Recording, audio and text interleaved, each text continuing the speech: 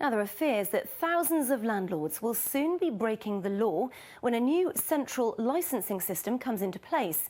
Welsh Government figures suggest only 1 in 4 landlords have undertaken the Rent Smart Wales training, with the deadline at the end of November looming.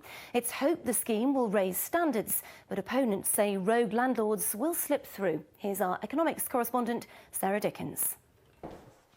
In here. So you've got 1 double bedroom here. Fionn Pascalis works for a Cardiff letting agency and shows me around a property ready for tenants. He's a landlord who owns some 10 or 12 properties altogether.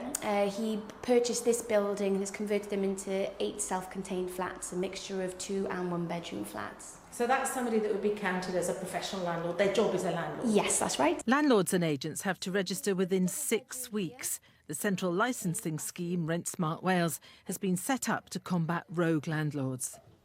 The scheme involves landlords being trained about their obligations and responsibilities, online or in a classroom. They then get a licence that lasts 5 years. Another option is to not do the training, pay for a letting agent, but still register as a landlord. Many landlords, like Angela Durant, don't see themselves as businesses. They just let out a home that they've inherited or grown out of. I fully agree with protecting tenants, but there's not an awful lot sometimes to protect landlords, because there's just an assumption that every landlord is a bad landlord and that they've got multiple properties. And considering I had no idea about Rent Smart Wales at all, I don't think they've done a very good job of actually helping to encourage good landlord behaviour. One of many events at which people letting out property are being reminded that they need to register. It takes about 8 weeks to be trained and registered for the scheme, so with 6 weeks before the government's deadline and 3/4 of landlords in Wales not registered, that's quite a challenge.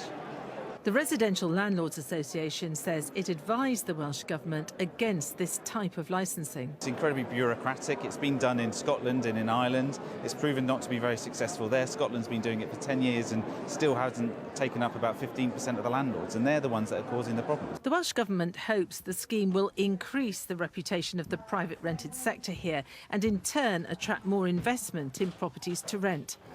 Fionn is a landlord herself, as well as working in a letting agency. There's a fair few accidental landlords in particular, maybe who've inherited a property, who aren't really aware that they have the same obligations as somebody who owns 15, 20, maybe 100 properties.